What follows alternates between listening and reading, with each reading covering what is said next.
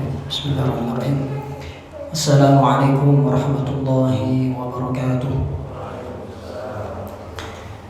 Innal hamdalillah nahmaduhu wa nasta'inuhu wa nastaghfiruh wa na'udzu billahi min shururi anfusina wa min sayyiati a'malina. May yahdihillahu fala mudilla lahu wa man yudlilhu fala hadiya lahu. Asyhadu an la ilaha illallah wahdahu la syarika lah wa asyhadu anna Muhammadan 'abduhu wa rasuluh. Allahumma shalli wa sallim ala nabiyyina Muhammadin wa ala alihi wa ashabihi wa man tabi'ahum bi ihsanin ila yaumiddin. Subhanaka la 'ilma lana illa ma 'allamtana innaka antal 'alimul hakim. Rabbi shrah li sadri wa yassir li amri wa hlul 'uqdatam min lisani yafqahu qawli. Allahumma ij'alna minal ladzina yastami'una al-qawla fayattabi'una ahsanah. Rabbana zidna 'ilman wa yaqinan bi rahmatika ya arhamar rahimin. Amma ba'd. Jamaah Masjid Al-Furqan yang dirahmati Allah Subhanahu wa taala, alhamdulillah kita bersyukur kepada Allah Subhanahu wa taala pada kesempatan kali ini bisa berkumpul bertatap muka di tempat yang mulia, di masjid, dalam kondisi yang mulia, dalam suasana yang mulia, bulan suci Ramadan. Ini adalah satu nikmat yang patut kita syukuri. Banyak orang bersyukur ketika mendapatkan kekayaan, mendapatkan jabatan, tetapi amat sedikit sekali yang menyadari, yang bersyukur ketika dia diberikan kemudahan oleh Allah Subhanahu wa taala untuk melaksanakan kebaikan, untuk menuju tempat-tempat yang baik. Ini harus kita syukuri dengan sungguh-sungguh, dengan hati kita, dengan penuh rasa syukur kepada Allah Subhanahu wa taala. Jamaah yang dimuliakan oleh Allah Subhanahu wa taala, pada hari ini kita masih diberikan nikmat oleh Allah Subhanahu wa taala berada di bulan suci Ramadan.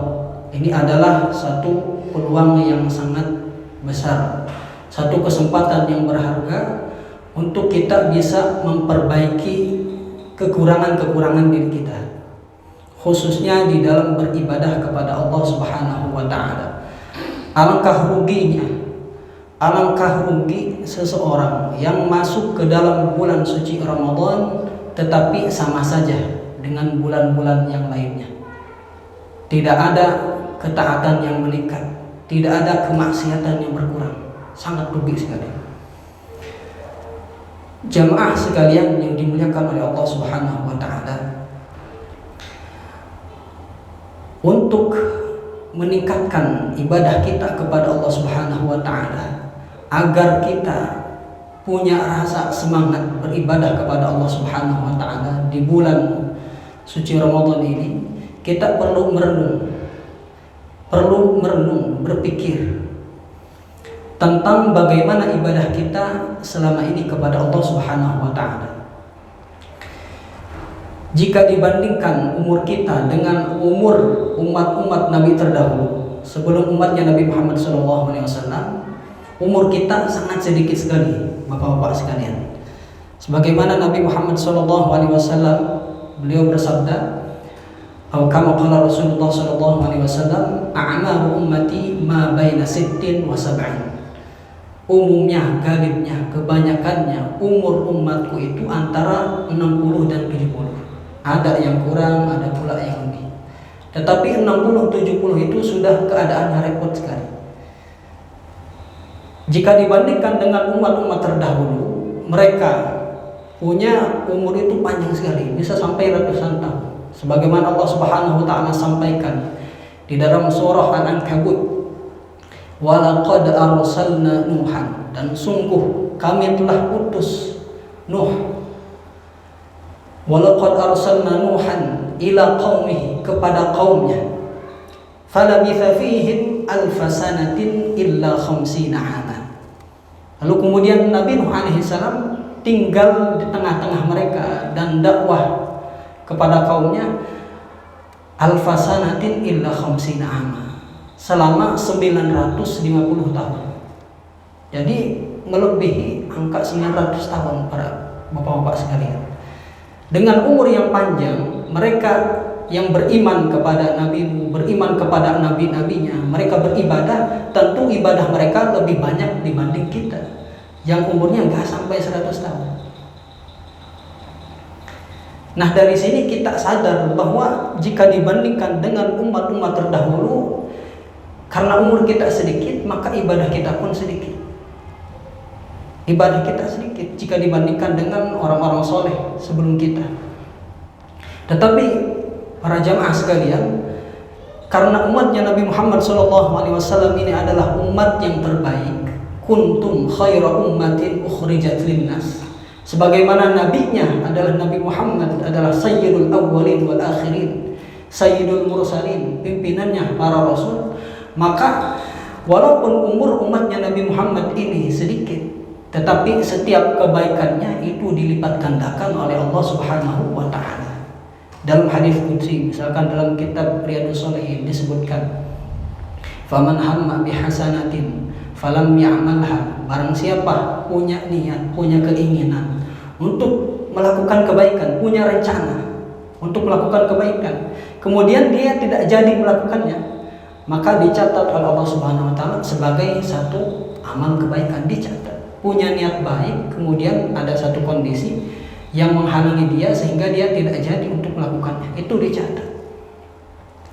Kemudian apabila dia punya niat baik, kemudian dia laksanakan niat baik tersebut, itu dilipat gandakan oleh Allah Subhanahu wa taala sampai kepada 10 kali lipat, sampai kepada ila sab'i mi'ati dhi'fin, sampai kepada 700 kali lipat, ila adhafin katsiratin, bahkan sampai kepada kelipatan-kelipatan yang banyak.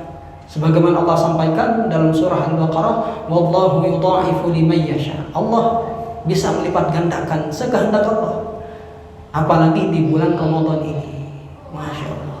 Sehingga dengan keistimewaan yang dimiliki oleh umatnya Nabi Muhammad SAW, yaitu berupa dilipat gandakannya setiap amal umatnya Nabi Muhammad SAW, itu bisa menyamai umat-umat terdahulu walaupun umur mereka ratusan tahun, bahkan bisa mengungguli. Maka pada bulan Ramadan ini, setelah kita sadar kita punya kekurangan dalam masalah waktu sehingga kita tidak bisa banyak beribadah kepada Allah Subhanahu wa taala, kita sebaiknya mengambil kesempatan emas ini di bulan Ramadan ini. Kemudian faktor selanjutnya yang menyebabkan kuantitas ibadah kita sedikit adalah faktor kelemahan tubuh kita. Allah Subhanahu wa taala di dalam surah Ar-Rum menyampaikan, Allahul ladzi khalaqakum, Allah yang telah menciptakan kalian, min dha'fin, dari sesuatu yang lemah. Kata para ahli tafsir di sini disebutkan min aslin dhaifin, daripada sesuatu ya dari asal yang lemah, yaitu adalah air mani. Kalau Nabi Adam diciptakan dari tanah, tetapi keturunan Adam dari air yang hina, mimma immahin, dari air yang hina. Air yang hina itu kondisinya lemah, kemudian berproses masuk ke rahim seorang ibu, dinamakan dengan janin, itu pun masih lemah. Lahir ke alam dunia berbentuk bayi, itu pun masih lemah. Anak kecil 1 tahun, 2 tahun, 3 tahun, 4 tahun, 10 tahun, itu pun dikatakan masih lemah, belum bisa ibadah kepada Allah Subhanahu wa taala, fokus ibadah kepada Allah, belum. Mereka belum paham. Lalu kemudian kata Allah, Allahul ladzi khalaqakum min dha'fin tsumma ja'ala min ba'di dha'fin quwwah. Setelah lemah masuk ke fase kuat. Ini adalah masa muda. Masa muda mulai kuat, masa remaja, masa muda, terus itu masa kuat. Nah, di masa kuat ini apakah kita memanfaatkannya untuk beribadah kepada Allah? Padahal masa kuat ini sebentar. Kata Allah, tsumma ja'ala min ba'di quwwatin dha'fan wa syaibah. Setelah kuat, setelah masa muda, masuk ke masa lemah lagi. Bahkan wasyaibah, beruban mulai. Rambutnya sudah mulai menyala. wahanal azmu, kata Nabi Zakaria itu di surah Maryam, tulangnya itu udah kuat lagi, udah lemah tulang-tulangnya. Yang tadinya kuat udah mulai lemah. Washta'ala ar-ra's syaibah, kemudian kepalanya pun sudah beruban. Jadi para bapak sekalian, para jamaah sekalian, kita lahir ke alam dunia dalam kondisi lemah. Kemudian kita menghadap Allah di akhir kehidupan kita dalam kondisi lemah. Nah, dalam kondisi lemah ini otomatis sebagaimana yang kita pahami, kita tidak bisa maksimal beribadah kepada Allah Subhanahu wa taala. Masa kecil banyak mainnya, belum paham agama, belum mengerti apa itu Allah Subhanahu wa taala, belum mengerti itu syariat, tata cara salat yang baik, sehingga salat hanya sekedar salat. Di akhir kehidupan dalam kondisi lemah, tidak bisa berdiri lama-lama lagi karena sudah bermasalah. Ada yang sudah stroke, macam-macam sudah mulai terasa. Nah, ini kalau kita berpikir ke arah ini, kita sadar bahwa kita punya kelemahan. Sehingga karena kelemahan itu, umur pendek, kemudian kondisi tubuh diawali dari masa lemah, kemudian diakhiri pula menghadap Allah dalam kondisi lemah, itu kita tidak bisa beribadah kepada Allah dengan maksimal dalam jumlah yang banyak. Maka karena kita sadar akan hal itu, seharusnya sebagai manusia yang berakal, yang mengerti, yang mampu untuk berpikir merenung, ini memanfaatkan momen di bulan suci Ramadan ini, usia yang masih ada ini, tubuh yang masih kuat, yang masih sehat, untuk beribadah kepada Allah Subhanahu wa taala, supaya kita tidak menjadi orang-orang yang merugi. Kemudian umur kita misalkan taruh 60 tahun. Umur kita 60 tahun. Apakah full 60 tahun ibadah? Tidak. Masa kecil, kemudian masa akhir kehidupan. Kemudian lagi dipotong waktu tidur, waktu bermain. Jika dikurangi dengan berbagai macam kegiatan itu, yang murni, yang pure kita ibadah itu berapa? Sedangkan kita berharap masuk ke dalam surganya Allah Subhanahu wa taala, khalidina fiha abada, masuk ke dalam surga, kekal di dalamnya. Tetapi ya rahmat Allah Subhanahu wa taala, walaupun hambanya ini misalkan ibadahnya sekian tahun, tetapi ketika masuk surga ya selamanya dalam surga. Tidak berbanding lurus, misalkan ibadahnya 50 tahun, oh di surga nanti 50 tahun, enggak. Ini rahmat dari Allah Subhanahu wa taala, kasih sayang yang Allah berikan. Walaupun ibadahnya hanya sekian tahun, tapi ketika masuk ke dalam surganya Allah Subhanahu wa taala itu khalidina fiha abada. Walladzina amanu, orang yang beriman, wa amilus sholihat, dan mereka beramal soleh, sanudkhiluhum jannat, kami akan masukkan mereka ke dalam surga. Tajri min tahtihal anhar, yang mengalir di bawah surga tersebut sungai-sungai. Khalidina fiha abada, mereka kekal di dalamnya.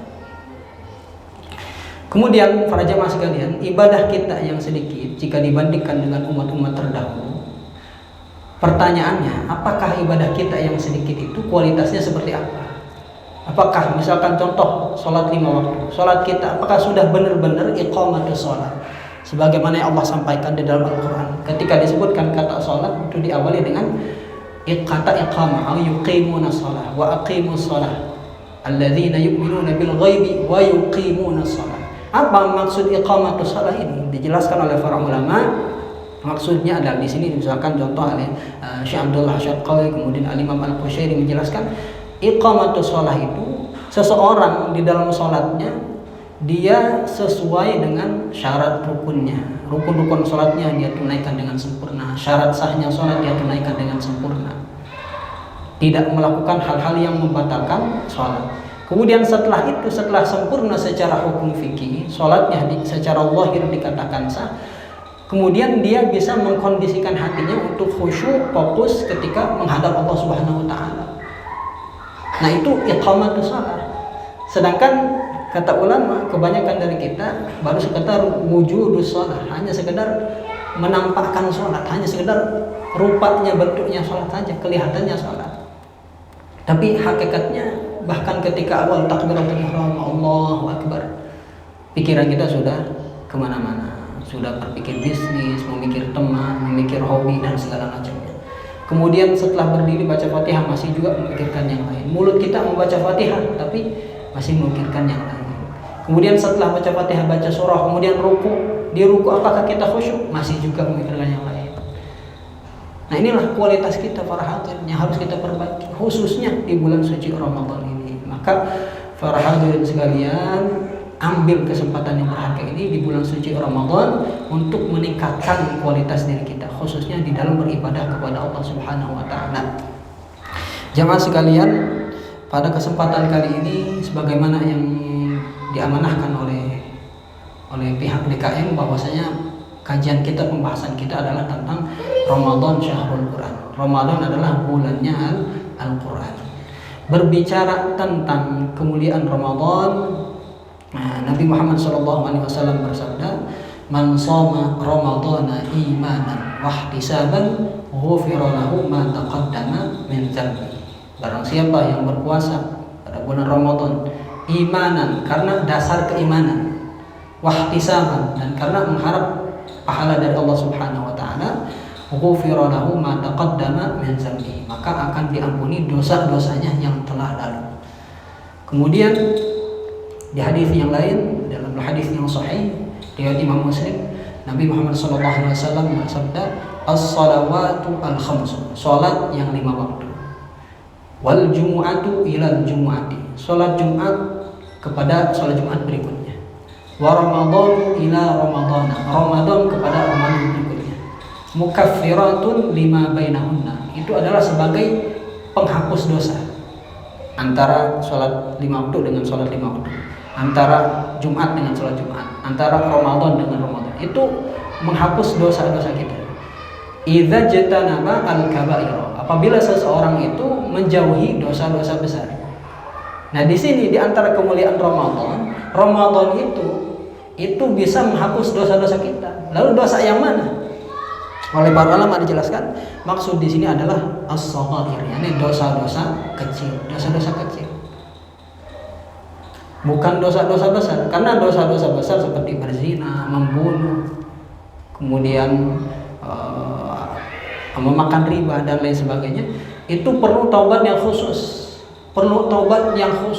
menyesal, berhenti daripada perbuatan dosanya, kemudian dia bertekad kuat tidak akan mengulangi perbuatan dosa tersebut. Itu perlu taubat khusus.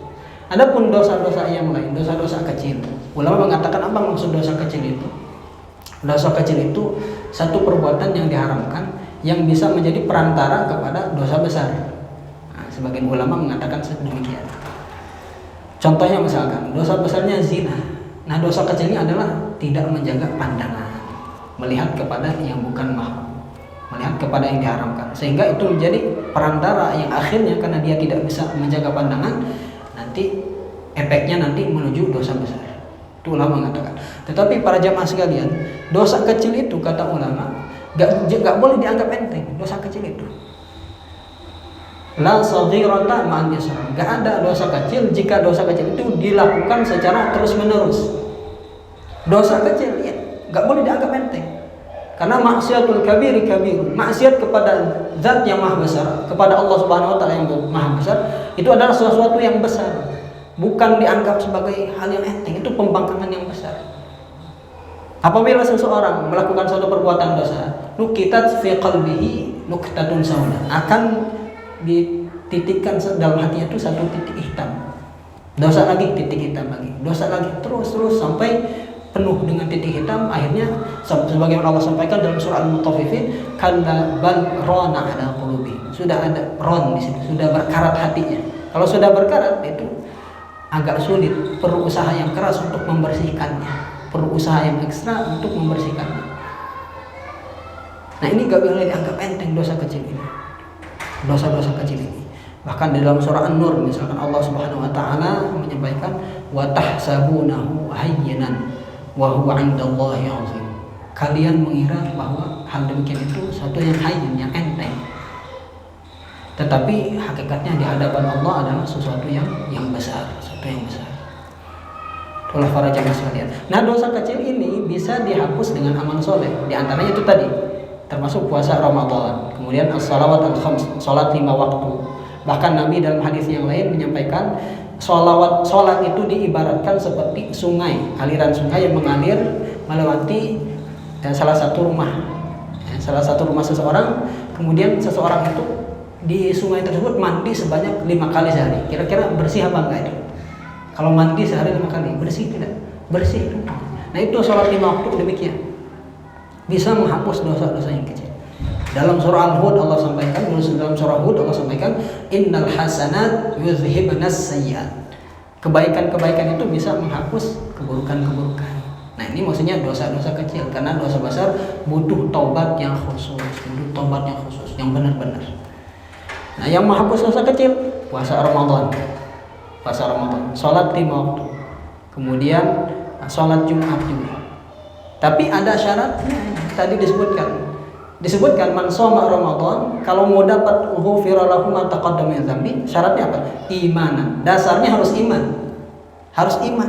Jadi puasanya itu karena memang dia beriman kepada Allah Subhanahu wa taala, beriman kepada Al-Qur'an. Karena di Al-Qur'an disebutkan ya ayyuhalladzina amanu kutiba alaikumusiyam. Di Al-Qur'an disampaikan diwajibkan atas kalian berpuasa. Jadi dia yakin bahwa puasa Ramadan itu wajib, itu atas dasar keimanannya. Gak boleh atas dasar yang lain. Mungkin misalkan puasa Ramadan, saya puasa Ramadan karena malu sama tetangga, sama teman-teman. Masa apa kata mereka nanti kalau saya gak puasa? Nah, itu berarti bukan dasar keimanan. Kita harus atas dasar keimanan kalau mau diampuni dosanya. Kemudian ihtisab, mengharapkan pahala dari Allah Subhanahu wa taala. Bukan tujuan-tujuan yang lain puasanya. Bukan untuk liyasrifa wujuhan nas ilaih, supaya memalingkan wajah-wajah manusia kepadanya, karena supaya dipuji, supaya dapat perhatian. Bukan tujuan itu. Benar-benar mengharapkan ridhonya Allah Subhanahu wa taala. Ya, ayyuridal 'abdu bi ta'atihi at-taqarruba ila Allah duna syai'in akhar.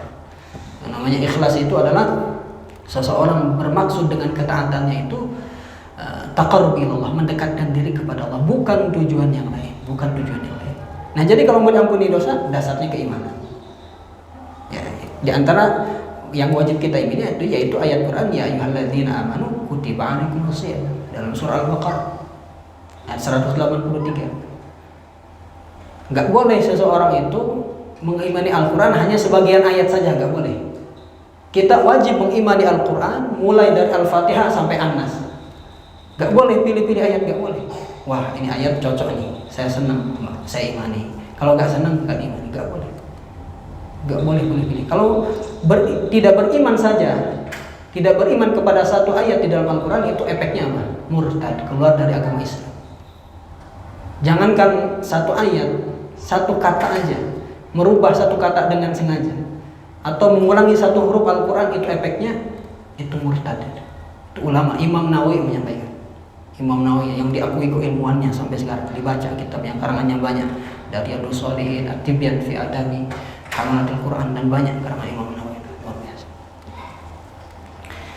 Nah, ini para jamaah sekalian, ini kemuliaan Ramadan. Ya, di antara kemuliaan Ramadan dia bisa menghapus dosa-dosa kecil. Itu syaratnya itu. Yang pertama iman, dasarnya keimanan. Kedua mengharapkan ridha Allah Subhanahu wa taala, mengharapkan pahala ganjaran dari Allah Subhanahu wa taala. Yang ketiga, di hadis yang kedua tadi disebutkan idza jatanaba al-kaba'ir. Apabila seseorang itu menjauhi al-kaba'ir, dosa-dosa besar. Bahkan di dalam surah An-Nisa Allah sampaikan in tajtanibu kaba'ira ma tunhauna anhu nukaffir ankum sayyi'atikum wa nudkhilkum mudkhalan kariman.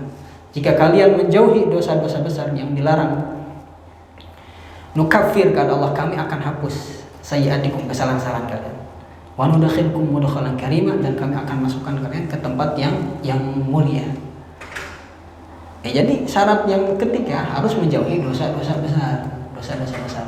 Ya, maklum dosa-dosa besar membunuh, berzina, ya, termasuk juga fitnah, ya, itu dosa besar. Ya, menuduh orang lain berzina dan segala macamnya. Termasuk sebagian ulama mengatakan makan riba. Kemudian sebagian ulama ada yang menyatakan menggolongkan ke dalam dosa besar seseorang yang sengaja meninggalkan puasa Ramadan. Nah, ini perlu ditanya nih, si fulan gak puasa Ramadan, kenapa? Kalau dia tidak yakin kalau puasa itu wajib, ditanya kenapa gak puasa? Oh, saya yakin kalau puasa itu gak wajib. Nah, berarti dia kufur terhadap ayat ya ayyuhalladzina amanu kutiba alaikumusiyam. Efeknya itu murtad. Kalau dia tidak puasa Ramadan itu karena nakal, karena malas, itu fasik. Kalau bahasa kita ini, mohon maaf bahasa kasarnya udah brengsek itu, orang fasik itu gitu. Udah keterlaluan itu fasik. Nah, kalau kita dulu pernah meninggalkan puasa Ramadan, nah, mulai sekarang diperbaiki ya, dikodok di bulan-bulan lain selain Ramadan.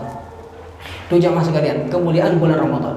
Kemudian di antara kemuliaan bulan Ramadan ini adalah diturunkan pada bulan Ramadan ini adalah Al-Qur'anul Karim. Syahrul Ramadan alladzi unzila fihi al-Qur'an. Di bulan Ramadan diturunkan Al-Qur'an. Awalnya di Lauhil Mahfuz, kemudian diturunkan ke Baitul Izzah atau Sama'id Dunya, langit pertama kata ulama. Itu secara sekaligus dari Al-Fatihah sampai An-Nas. Itu di bulan Ramadan tadi. Inna anzalnahu fi lailatul qadar, pada malam Lailatul Qadar. Lailatul Qadar adanya di bulan Ramadan. Kapan? Itu rahasia ulama. Jadi ulama berbeda pendapat kapan tentang adanya Lailatul Qadar, ini rahasia Allah. Karena dirahasiakan, harusnya seseorang itu dia terus menjaga kualitas ibadah mulai dari tanggal 1 sampai tanggal 30. Karena dia gak tahu di tanggal keberapa itu puasa Lailatul Qadar itu. Kalau seandainya seorang itu tahu, oh Lailatul Qadar tanggal 20 sekian misalkan, oh dia pasti akan fokus ke situ. Yang lain di hari-hari yang lain, Ramadan yang lain kurang fokus. Nah, itulah hikmahnya kenapa Lailatul Qadar ini dirahasiakan, supaya setiap hamba ini serius benar-benar memanfaatkan Ramadan ini dari awal Ramadan sampai akhir Ramadan. Nah, Lailatul Qadar masuk. Nah, Al-Quran turun di malam Lailatul Qadar itu di bulan Ramadan. Nah, itu secara sekaligus. Lalu kemudian di Baitul Izzah ini kepada Nabi Muhammad melalui perantara malaikat Jibril, itulah yang turun secara berangsur-angsur berdasarkan sebab-sebab tertentu. Ketika sahabat bertanya tentang misalkan yas'alunaka 'an dzil qarnain, bertanya tentang dzil qarnain, yas'alunaka 'anir ruh, bertanya tentang ruh, yas'alunaka 'anil khamri wal maisir, bertanya tentang hukumnya khamr, bertanya tentang ini. Lalu kemudian jawabannya adalah berupa wahyu. Kata Nabi, nah, kalau belum turun wahyu, Nabi belum menjawab, nanti turun wahyu. Nah, itu yang disebut dengan sababun nuzul, sebab turunnya Al-Quran. Itu berangsur-angsur berdasarkan kejadian tertentu. Ada kejadian tertentu, misalkan dalam satu waktu rumah tangga Rasulullah SAW dengan Sayyidah Aisyah ini diuji oleh Allah Subhanahu Wa Taala, diuji. Jadi kalau kita mengalami ujian dalam rumah tangga, itu satu hal yang biasa. Memang di dunia ini diuji oleh Allah. Hatta Nabi, manusia terbaik, kekasih Allah Nabi Muhammad, rumah tangganya pun diuji. Sayyidah Aisyah dalam satu kisah nih, kisahnya kembali dari satu peperangan, itu tertinggal. Ya, singkat cerita, Sayyidah Aisyah tertinggal ketika pulang dari peperangan.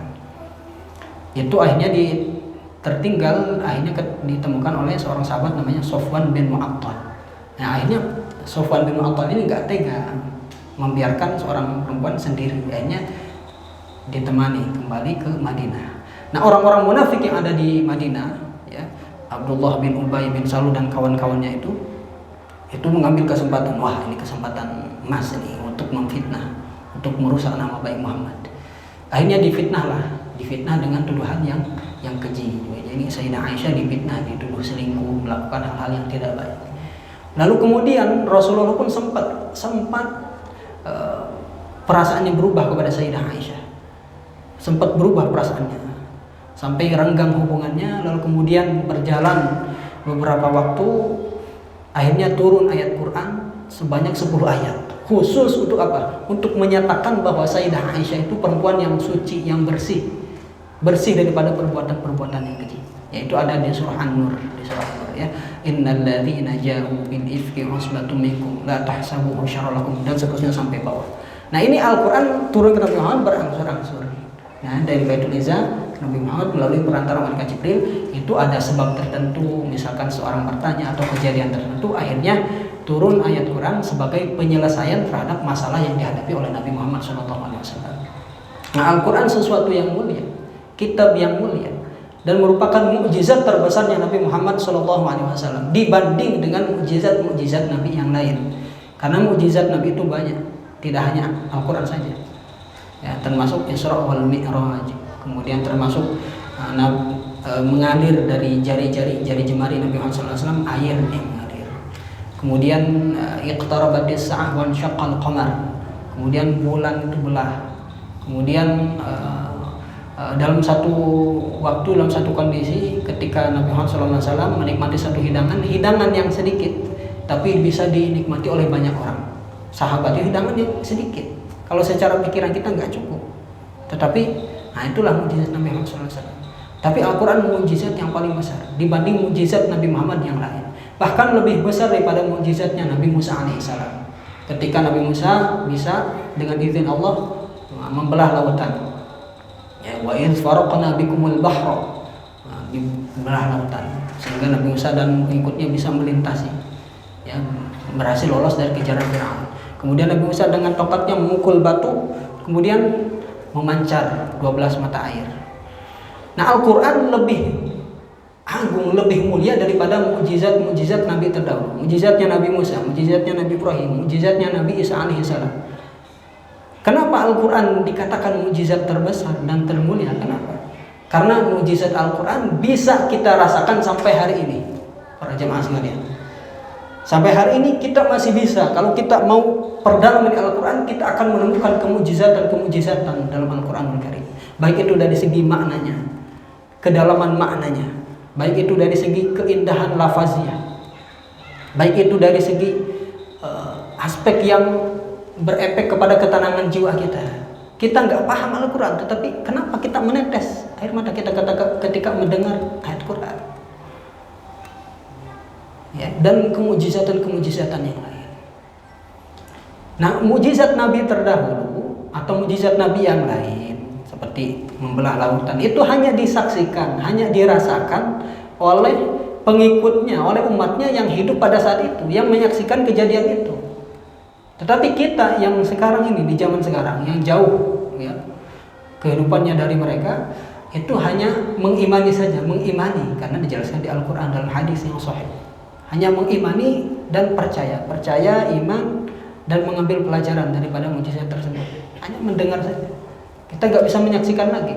Tetapi Al-Quran dari zamannya Nabi Muhammad SAW sampai sekarang masih terasa mukjizatnya itu sampai sekarang. Sehingga ada ulama sampai mengarang kitab, ada I'jazul Quran, mengarang khusus membahas tentang aspek-aspek kemujizatan Al-Quran Al-Karim. Itulah sehingga kenapa Al-Quran Al-Karim dinyatakan oleh para ulama sebagai mukjizat yang terbesar, yang termulia. Karena dari segi keistimewaannya tadi dibanding mukjizat-mukjizat yang lain. Para jemaah sekalian, kalau kita ingin menjadi orang yang mulia, harus mendekat kepada hal yang mulia.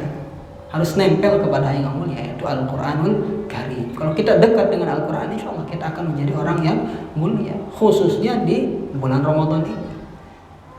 Ini adalah momentum saat yang tepat kita harus mulai belajar, berusaha. Kita paksakan diri kita untuk mulai mendekat kepada Al-Quranul Karim. Mulai mendekat kepada Al-Quranul Karim. Supaya kita mendapatkan keuntungan-keuntungan. Keuntungan-keuntungan yang akan didapat oleh orang-orang yang dekat kepada Al-Quranul Karim. Atau mereka disebut dengan sahibul Quran atau ahlul Quran, ahli Quran. Karena di dunia senantiasa dekat dengan Al-Quran, membacanya, mempelajarinya, memahaminya, dan mengamalkannya dan mengajarkannya. Apa yang akan didapat oleh orang yang dekat dengan Al-Quran? Jelas ya. Misalkan dalam hadis Rasulullah SAW menyampaikan, man qara'a harfan min kitabillahi falahu hasanatun. Barang siapa membaca satu huruf saja, satu huruf min kitabillah, dari kitab Allah Al-Quran, falahu hasanatun, bagi dia satu kebaikan. Wal hasanatu bi asyri amsalihha. Satu kebaikan itu dilipat gandakan menjadi 10 kebaikan. La aqulu alif lam mim harfun. Kata Nabi Muhammad SAW, saya tidak mengatakan alif lam mim itu satu huruf. Walakin alifun harfun. Tetapi alif itu satu huruf. Walamun harfun, lam itu satu huruf. Wa mimun harfun, dan mim itu satu huruf. Alif lam mim 3 huruf. Berarti kali 10 berapa? 30. Kalau Al-Fatihah, kalau Al-Baqarah, kalau 30 juz berapa? Apalagi di bulan Ramadan, lipat gandaannya lebih banyak lagi. Itu keuntungan yang pertama. Karena kita sadar tadi umur kita itu sedikit. Kita ini lemah, gak bisa seperti Nabi Muhammad tuh. Yang sholatnya itu, Nabi Muhammad sholat malamnya itu, 1 rakaatnya itu yang dibaca apa? Sekalian. Al-Baqarah, rakaat pertama setelah Al-Fatihah baca Al-Baqarah. Sampai sahabat tuh heran nih, kayaknya selesai Al-Baqarah nih, ruku nih. Lanjut ternyata Ali Imran. Lanjut sampai An-Nisa. An-Nisa tuh juz berapa itu akhir An-Nisa? Al-Baqarah saja itu udah 2 juz lebih, bayangkan. Udah 20 halaman lebih. Kemudian Ali Imran, akhir Ali Imran itu udah mendekati akhir di juz 4. Juz 4 udah mendekati akhir. Kemudian An-Nisa itu udah masuk juz 6. Udah masuk 5 halaman awal dari juz 6. Bayangkan 5 juz. Ada yang kuat di antara kita? Ada yang kuat.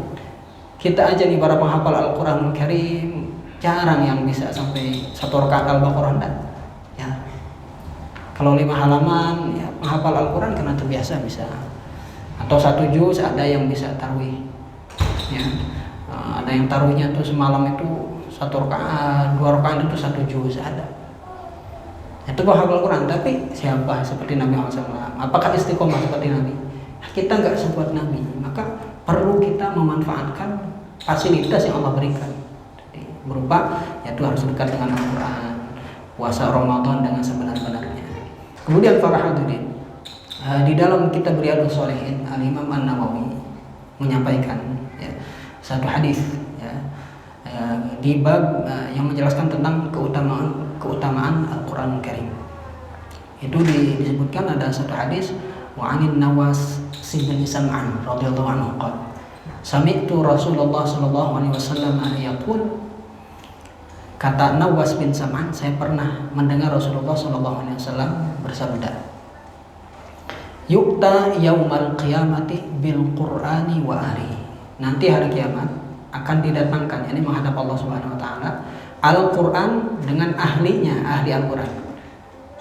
Siapa ini ahli Al-Qur'an? Di hadis yang di kalimat selanjutnya, di hadis tersebut disampaikan, alladzina kanu ya'maluna bihi fid dunya. Yang dulu mereka ketika di dunia ini mengamalkan Al-Qur'an.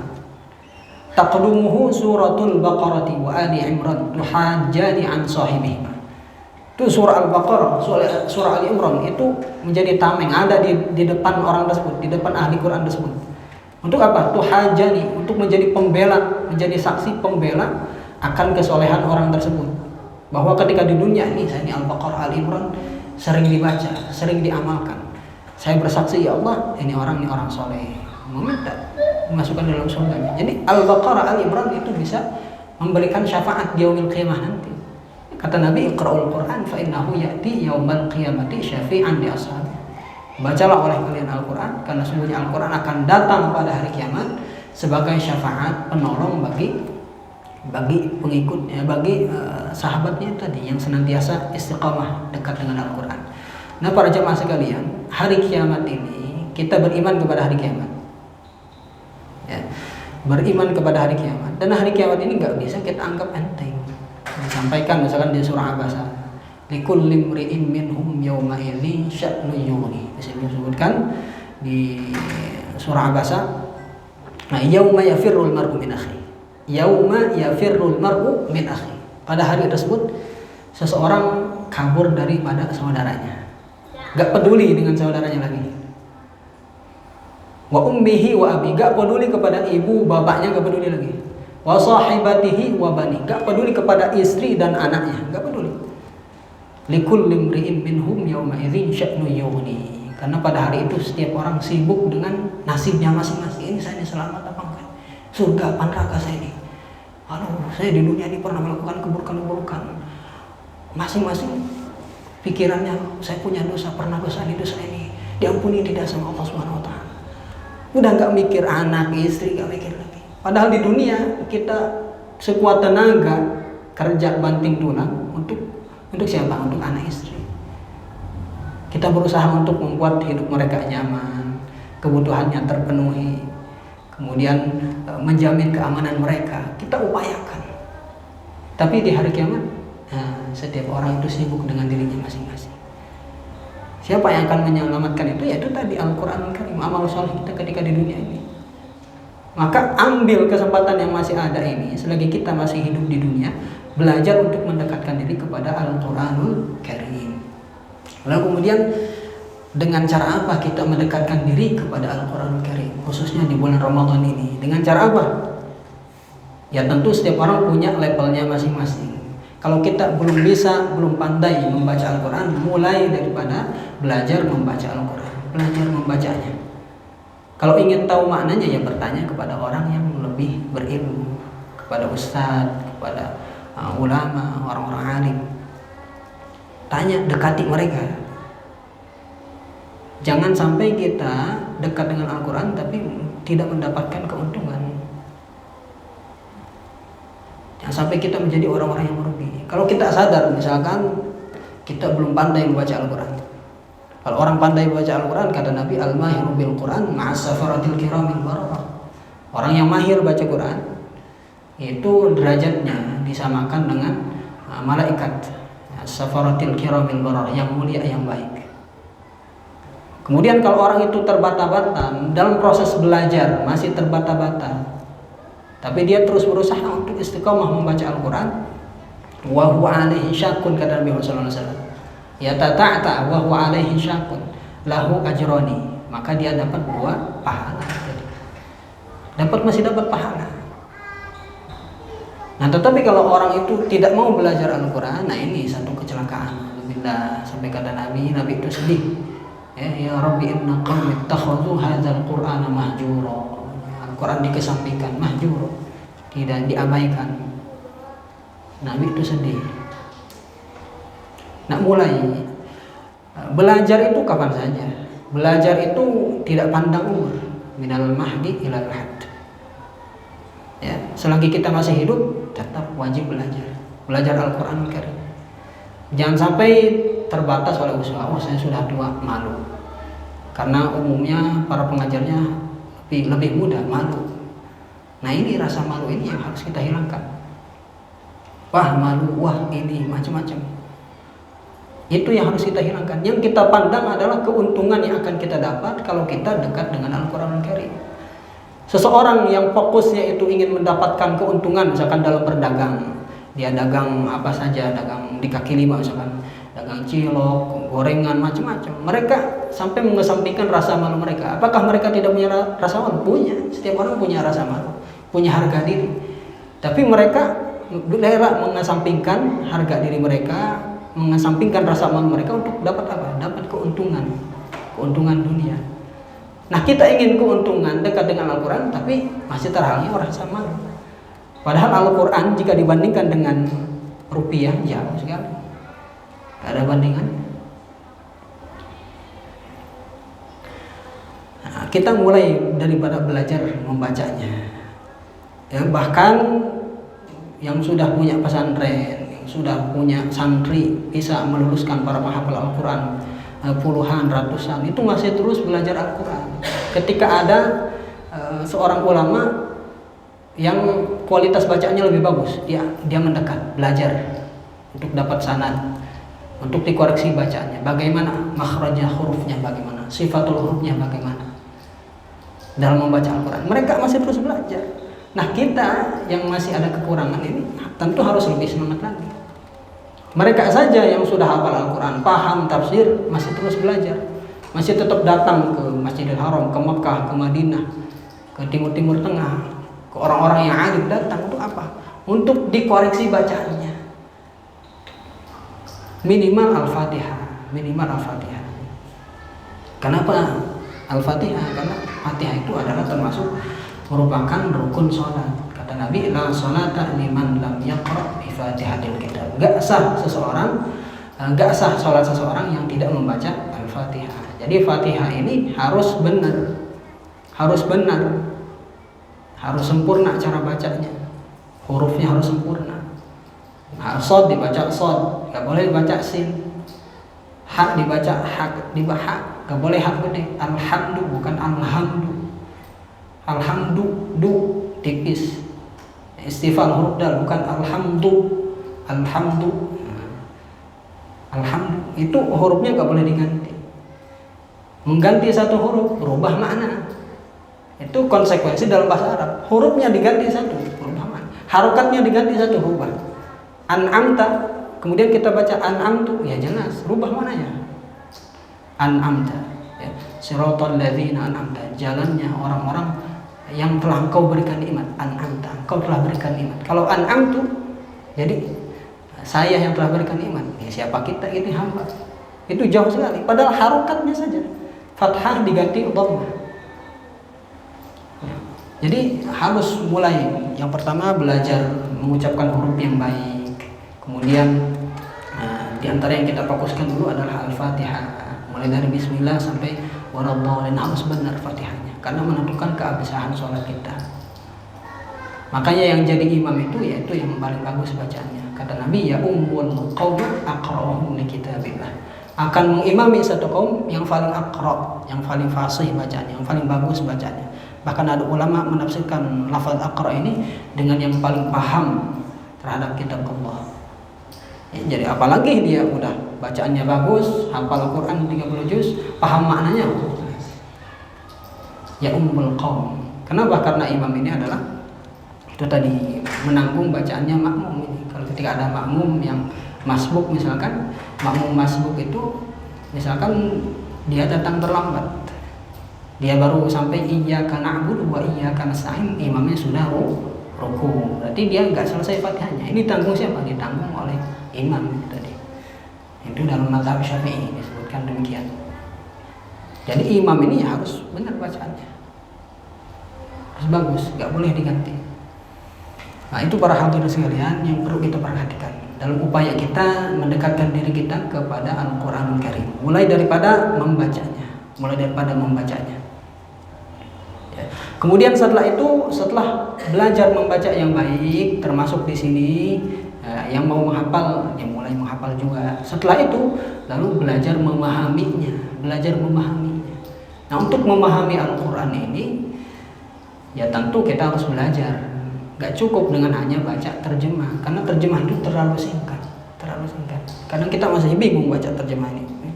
Harus baca kitab tafsir, berguru kepada para ulama yang ahli di bidang Al-Quranul Karim. Kita ada bermasalah, bingung motor kita ini kenapa gak nyala ini. Kita pasti dibawa kepada siapa? Orang yang ahli. Nah, apalagi Al-Quranul Karim, bukan main-main. Tentu kita harus belajar untuk bisa menafsirkan Al-Quranul Karim. Itu perjalanannya panjang. Saya pribadi masih berproses, belum sampai kepada derajat orang yang bisa menafsirkan Al-Quran, jauh sekali. Karena harus menguasai bahasa Arab, harus dasarnya itu harus hafal Quran 30. Itu tekadnya mufasir, ahli tafsir Quran itu minimal udah hafal Quran 30 juz. Karena nggak bisa kalau nggak hafal Quran 30 juz. Karena satu ayat dengan ayat yang lain itu saling berkaitan. Ayat ini kadang ditafsirkan oleh ayat ini. Ayat ini kita bingung, ini penjelasan gimana? Oh, penjelasannya ada di surah ini, di ayat ini. Sehingga dikhawatirkan sekali kalau seseorang itu menafsirkan Quran sedangkan dia tidak hafal Quran 30 juz. Belum lagi nanti harus paham bahasa Arab. Bahasa Arab itu cabangnya banyak sekali itu. Ya. Nahwu, shorof, ya, kemudian ada aspek balaghahnya, ma'ani, bayan, badi, dan lain sebagainya. Harus paham ulumul Quran, ulumul hadis, harus paham usul fiqih, harus hafal hadis juga, harus paham betul kehidupan Nabi dengan para sahabat. Kenapa harus paham kehidupan Nabi? Ya tentu karena tafsir pertama itu adalah Nabi Muhammad SAW, yang menafsirkan adalah Nabi Muhammad SAW. Tetapi jumlahnya yang ditafsirkan oleh Nabi itu nggak banyak ternyata. Nah, kemudian harus paham sahabat, karena sahabat yang dekat dengan Nabi, yang ketika ada persoalan bertanya kepada Nabi. Harus paham kehidupan sahabat, karena Al-Quran itu turun kepada mereka gitu. Mereka ada masalah, Nabi dengan para sahabat ada satu kondisi, satu problem, satu persoalan, penyelesaiannya adalah ayat Quran. Nah, mereka tentu lebih paham terhadap makna daripada ayat Quran yang diturunkan itu. Jadi harus paham kehidupan para sahabat, para tabi'in. Kemudian harus punya wawasan yang luas tentang pemahaman ulama terhadap tafsir Al-Quran. Wawasannya harus luas. Untuk perjalanannya panjang. Maka kita untuk memahami Al-Quran ya tentu kita tanyakan kepada orang yang alim. Contoh misalkan di Al-Quran itu ada nasakh mansuh namanya, nasakh mansuh dalam ulumul Quran. Ada satu ayat yang mansuh dihapus hukumnya gitu. Ayat itu masih tercantum di mushaf, Contoh misalkan ya di surah An-Nisa, ya ayyuhalladzina amanu la taqrabus salata wa antum sukara. Wahai orang-orang yang beriman, janganlah kalian mendekati salat sedangkan kalian masih dalam keadaan sukara, dalam keadaan mabuk. Dalam keadaan mabuk. Dulu itu kan awal-awal Islam belum diharamkan itu khamar. Orang-orang Arab Madinah masih senang minum khamar. Sampai ada satu kejadian apa? Seorang mengimami sholat sedangkan dia masih dalam pengaruh alkohol, pengaruh khamar. Akhirnya bacaannya tidak karuan. Nah, ya ayyuhalladzina amanu la taqrabus shalah wa antum sukara. Ini ayat ini kata ulama, ini dimansuh, dihapus apa? Hukumnya oleh ayat yang lain. Ya, innamal khamru wal maisir wal ansab wal azlam rijsum min amali syaitan. Oleh ayat di surah Al-Maidah. Sungguhnya khamr itu adalah najis, perbuatan setan. Haram mutlak itu. Jadi khamr itu enggak langsung sekaligus diharamkan. Nah, kalau seseorang cuma baca misalkan ayat di surah An-Nisa tadi, ya ayyuhalladzina amanu la taqrabus shalah wa antum sukara. Wah, ini yang diharamkan ini kalau mau dekat-dekat sholat aja nih. Kalau masih jauh nih, soalnya kan sholat zuhur jam 12 misalkan. Ini baru jam 8, masih jauh nih, masih boleh minum nih. Masih jauh nih. Ini betapa kacau sekali seseorang. Ketika ditanya, "Oh, kenapa kamu lakukan itu?" Ini ada dalilnya di Al-Qur'an ini. La taqrabus shalah wa antum sukara. Haram itu kalau mau dekat sholat aja. Nah, ini kalau nggak paham, ternyata di dalam ilmu Al-Quran ada nasakh mansuh namanya. Jadi satu ayat itu masih tetap dibaca, tetapi hukumnya digantikan oleh ayat yang lain. Yaitu ayat tadi innamal khamru wal maisir. Ayat innamal khamru wal maisir mengganti ayat ya ayyuhalladzina amanu la taqrabus shalah dari aspek hukumnya. Ayat ya ayyuhalladzina amanu la taqrabus shalah tetap tercantum di mushaf. Ya, tetapi kandungan maknanya hukumnya sudah dinasakh, dimansuh. Nah, itu salah satu contoh ketika seorang ingin memahami Al-Quran Karim. Gak bisa kita paham sendiri, harus ada pembimbing, orang yang ahli, yang alim. Kita ini lahir di Indonesia, Al-Quran bahasa Arab. Kita kalau gak paham bahasa Arab kacau juga. Kalau hanya terjemah gak bisa. Nah, kita harus tentu kepada orang yang ahli, yang sudah ahli bahasa Arab segala macam. Ketika kita bingung baca ayat, ya ayat itu ada yang muhkamat. Muhkamat itu ayat yang jelas kita baca, udah kita paham, udah maknanya udah paham, udah. Qul huwallahu ahad, Allah itu esa, udah paham kita. Itu muhkamat. Tapi ada ayat-ayat yang lain perlu penjelasan, bahkan ada ayat mutasyabihat dan segala macamnya. Itu langkah selanjutnya setelah kita belajar membaca, kita bisa tingkatkan kepada memahami Al-Quran Karim. Nah, kalau kita misalkan spesialisasinya tidak di situ, ya mungkin kita misalkan spesialisasi di ekonomi atau di yang lainnya, di kedokteran misalkan, atau di keilmuan sosial misalkan, ilmu politik segala macam, ya nggak apa-apa, tekuni itu ya. Tentu kalau untuk misalkan memperdalami Al-Quran sampai ke secara detail, ya mungkin itu bagian biarkan orang lain. Tapi kalau kita ingin dapat pahalanya, bisa dengan cara membantu orang-orang yang belajar Al-Quran. Kita ingin pahala menghafal Al-Quran, kita udah tua nih, gak bisa nih, udah sibuk nih, udah banyak tanggung jawab, ada bisnis, perusahaan, ada tanggung jawab keluarga, macam-macam. Kita gak bisa nih. Gimana caranya dapat pahala menghafal Al-Quran? Oh, saya punya rumah daripada kosong gak ditempatin, daripada gak manfaat, udah cari menghafal Al-Quran yang butuh tempat, nih tempat saya, silahkan gunakan untuk menghafal Al-Quran, diwakafkan misalkan. Itu salah satu contoh kita dapat pahalanya, pahala yang terus mengalir. Kita nggak hafal Quran tapi kita sudah meninggal, tapi ngalir terus pahalanya. Begitu pula membantu orang-orang yang menuntut ilmu perdalam Al-Quran. Bahkan ulama itu menyarankan seseorang yang ingin keturunannya, anaknya itu menjadi orang alim, menjadi ulama, dia harus menghormati kepada ulama. Menghormati ulama. Jadi itu diantara amalannya. Dia bukan ulama, si bapak itu bukan ulama, tapi dia berharap diantara keturunannya akan menjadi orang alim. Maka maka dia di antara amalannya adalah dengan cara memuliakan ulama, membantu orang-orang soleh. Nanti Allah akan jadikan di antara keturunannya jadi yang jadi ulama. Bahkan seorang bapak itu di dalam mendidik anaknya, selain dengan cara zahir, ya, dengan ilmu parenting, ya, segala macam, dia didik caranya begini, disekolahkan segala macam, itu harus ada cara batin. Cara batin itu ya tentu dengan menjadikan diri seorang bapak itu soleh. Kalau diri kita soleh, insya Allah anak kita dijadikan soleh Allah Subhanahu wa ta'ala. Solahul aba sababun li solahil abna. Solehnya seorang bapak bisa menjadi sebab solehnya seorang anak.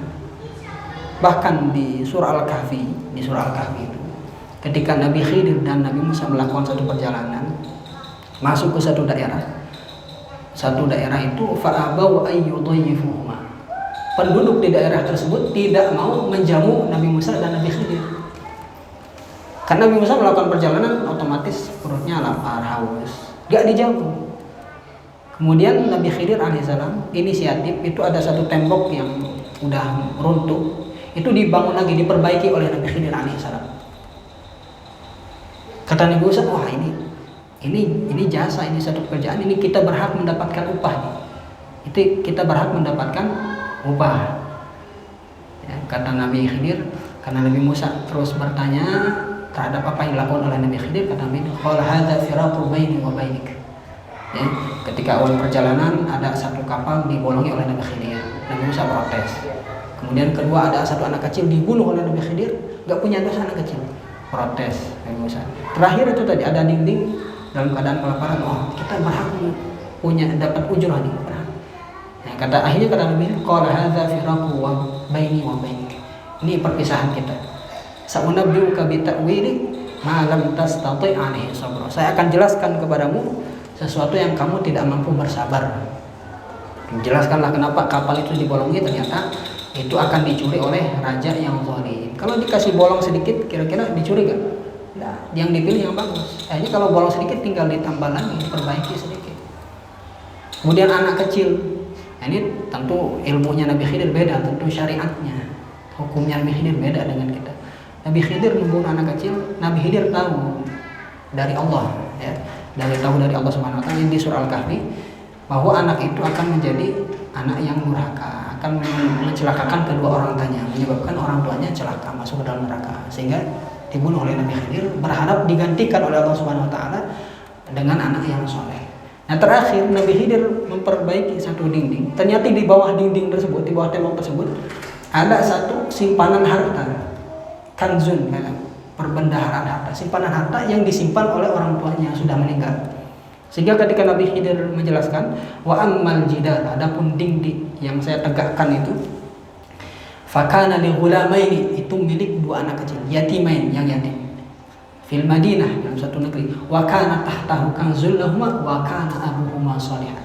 Di bawahnya ada simpanan harta yang akan diserahkan ketika anak ini sudah dewasa. Anak kecil diserahin harta belum bisa mengelola harta, habis. Atau mungkin dicuri orang lain, ditipu dan segala macam. Nah, ketika dewasa baru akan dikasihkan. Nah, kenapa Nabi Khidir membantu ini? Di antaranya yang dijelaskan ulama, wa kana abuhuma shalihan. Sebabnya apa? Bapak dari kedua anak yatim ini adalah seorang yang soleh. Sebagian ahli tafsir mengatakan qila al-jad as-sabi. Ini bapaknya ini ternyata kakeknya yang ketujuh. Bayangkan, ini yang ketujuh, kakeknya yang ketujuh. Ternyata kesolehan kakeknya yang ketujuh itu masih berefek ke cucunya itu yang jaraknya jauh, mungkin nggak kenal. Sebagian mufassir mengatakan, jadi kesolehan seorang bapak itu bisa menyebabkan menjadi kesolehan seorang anak. Bahkan Khalifah Umar bin Abdul Aziz, bahkan beliau karena saking solehnya di dalam menjadi pemimpin, kalau bahasa kita ini presiden, sangat adil, itu saking solehnya. Kalau ada orang bertamu ke kantornya, ke ruangannya, ini kalau zaman dulu belum pakai listrik, masih pakai ini, kayak api, pakai obor, pakai lampu itu. Ketika datang ke Umar bin Abdul Aziz, seorang itu ditanya, ini untuk urusan apa nih? Urusan negara apa urusan pribadi? Kalau urusan pribadi itu lampunya itu dimatikan itu. Saking hati-hatinya, saking waroknya Umar bin Abdul Aziz, sehingga dijuluki sebagai Umar kedua. Umar pertama Umar bin Khattab, kedua Umar bin Abdul Aziz. Nah, Umar bin Abdul Aziz di akhir hidupnya, setelah beliau sebelum wafat, itu ternyata tidak meninggalkan harta warisan,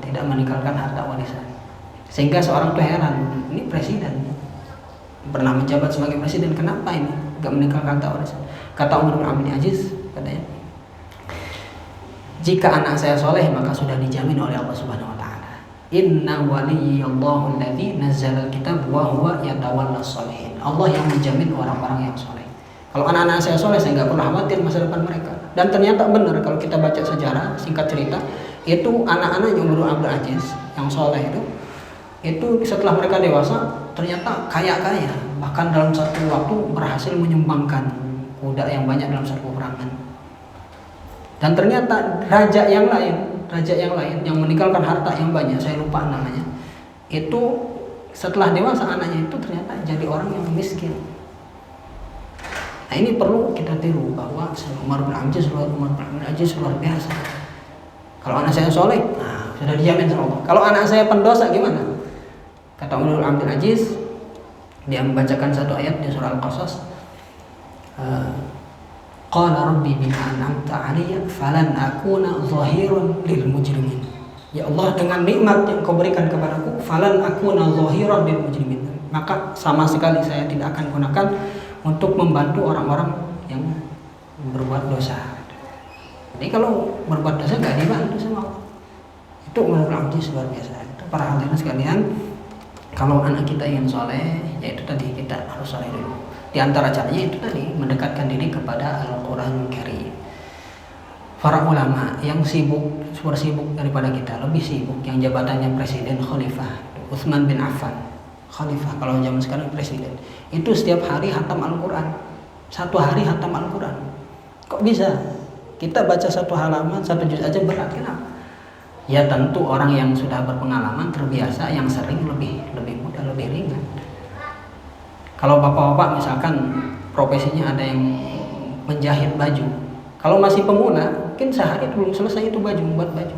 Tapi kalau sudah ahli, sudah bertahun-tahun, puluhan tahun, sehari bisa beberapa baju. Nah begitu pula dengan membaca Al-Quran Karim. Kalau seorang itu mulazamah, muamalahnya dengan Al-Quran secara instan, istiqomah terus menerus, itu tadi seperti Sayyidina Utsman bin Affan, walaupun jabatannya presiden sibuk luar biasa, setiap hari hatam Al-Quran. Bahkan ada ulama yang hatamnya itu dalam 2 rakaat sholat, jelas disebutkan oleh Imam Nawawi. Bahkan sampai ada yang sehari itu 8 kali hatam. Gimana hatamnya itu? Siang 4 kali hatam, malam 4 kali hatam. Itu ulama luar biasa. Nah, gimana caranya kita ini supaya meniru mereka? Yang mulai dari sedikit demi sedikit. Kata ulama, minimal sehari itu setengah juz, baca sehari setengah juz, berarti khatam selama 2 bulan, ya, khatam selama 2 bulan kalau sehari setengah juz. Lalu kalau sudah istiqomah 2 bulan, mulai meningkat 1 hari 1 juz, 1 bulan khatam Al-Quran, meningkat lagi sampai 10 hari khatam Al-Quran, meningkat lagi sampai 7 hari hatam Al-Quran, sampai 5 hari, 4 hari, ada sampai 3 hari. Itulah amalannya para sahabat, para tabi'in, para ulama, semacam itu. Padahal mereka juga sih. Imam Syafi'i, riwayatnya masyhur. Imam Syafi'i diriwayatkan di bulan Ramadan beliau hatam sebanyak 60 kali hatam Al-Quran di bulan Ramadan. Kalau ditanya apakah Imam Syafi'i nganggur, gak sibuk? Beliau untuk ulama, udah kelasnya internasional. Bayangkan oleh bapak sekalian, itu tamunya nggak berhenti. Kenapa? Karena orang itu banyak masalah, ingin penyelesaian, ingin bertanya kepada Imam Syafi'i. Jangankan sekelas Imam Syafi'i, ulama yang di Indonesia aja itu sibuknya luar biasa. Diminta untuk datang ke sini, ke sini. Dimanapun dikerumunin oleh orang banyak. Tetapi Imam Syafi'i mampu di bulan Ramadan 60 kali hatam Al-Quran. Masya Allah. Ini harus kita tiru, para hadirin sekalian, jamaah sekalian, karena fadilahnya luar biasa.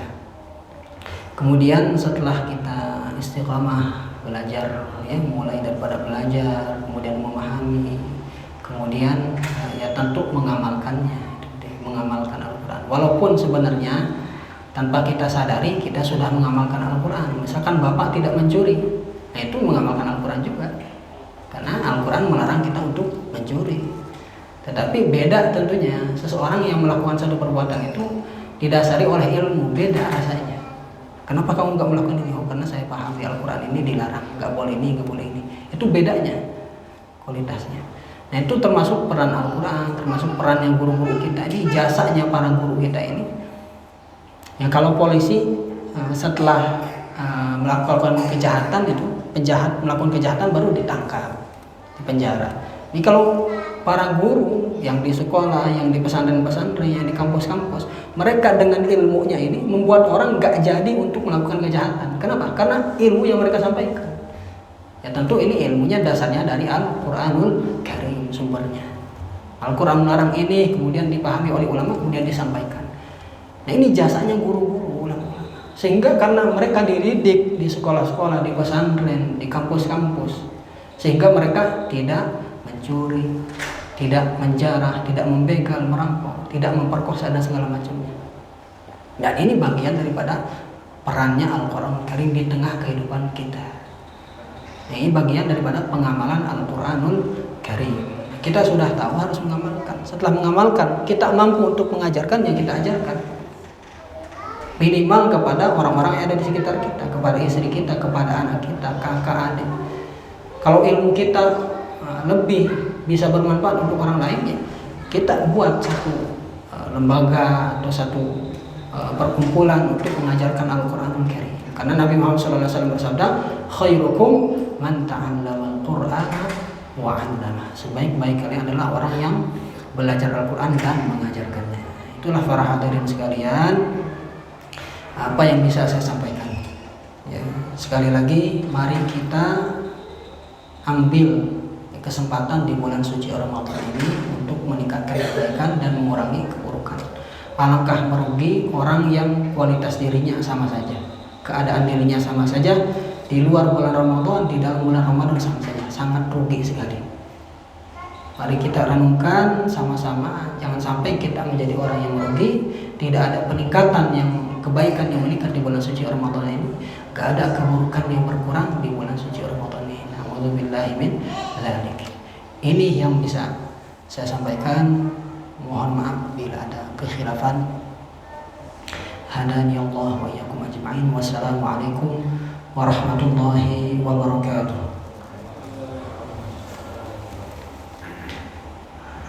Terakhir ini amanah dari DKM tadi kita ada hadiah ada. Ini yang apa namanya? Yang bisa apa namanya? Menjawab dapat mushaf ini, ya, insyaallah. Kita dapat mushaf ini, ya, insyaallah. Nah, coba siapa yang bisa, ya, menebak nih ayat kelima, yang paling cepat ayat kelima dari surah Al-Falaq. Angkat tangan cepat. Ayat kelima surah Al-Falaq. Ini buat belajar Al-Quran ini. Ayo. Ya apa? Ya, Masya Allah. Ya, Qul a'udzu birabbil falaq min syarri ma khalaq wa min syarri ghasiqin idza waqab wa min syarri naffatsati fil 'uqad wa min syarri hasidin idza hasad. Ya. Ini ayat kelima, benar ya? Ini silakan diambil. Masya Allah. Ini siapa namanya? Kesa. Hah? Kesa. Kesa. Nah, Kesa ya. Rajin ya belajar. Insyaallah itu bapak kalian. Mudah-mudahan di lain waktu, di masa yang akan datang, kalau umur kita panjang, mudah-mudahan kita bisa berjumpa kembali, bisa silaturahim. Terima kasih. Insyaallah. Assalamualaikum warahmatullahi wabarakatuh.